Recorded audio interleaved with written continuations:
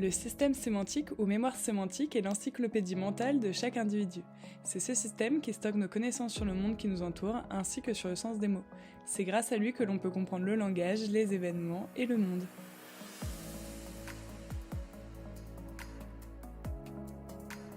Il serait localisé dans les lobes temporaux antérieurs, mais chez les patients atteints d'aphasie primaire progressive ou APP sémantique, ce système devient déficitaire et les lobes temporaux antérieurs s'atrophient.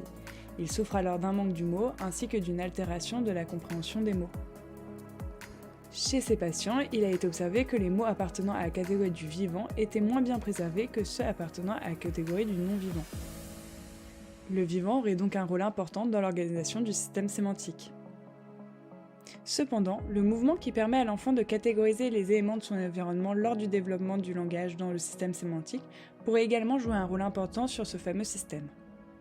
En plus, des chercheurs avaient suggéré que lorsqu'une personne doit comprendre un mot qui représente quelque chose qui est en mouvement, alors ça pourrait activer un réseau fronto-pariétal où se situent les sièges lésionnels de l'APP logopénique et de l'APP non fluente.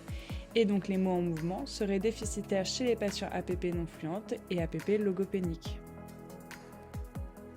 Donc on a voulu savoir si le mouvement n'était pas une variable élémentaire dans l'organisation du système sémantique. Les objectifs de cette étude sont bien sûr d'approfondir les explorations sur le fonctionnement du cerveau et à terme de pouvoir mieux cibler le diagnostic et la prise en charge des patients atteints d'APP. On a donc demandé à 23 patients APP et 22 sujets sains de réaliser une tâche de décision lexicale. En bref, ils étaient devant un ordinateur et ils devaient dire si ce qui s'affichait à l'écran était un mot ou non. Rien de plus simple. L'astuce, c'est que les mots appartenaient soit à la catégorie du vivant, soit à celle du non-vivant, et soit à la catégorie du mouvement, soit à celle du non-mouvement. Si un patient prenait plus de temps ou répondait moins précisément pour des mots appartenant à une même catégorie, alors cela pouvait signifier que cette catégorie était plus déficitaire. Ce croisement entre les catégories nous a permis de faire plein d'analyses statistiques et de faire sortir quelques points importants. Accrochez-vous, ça se complique.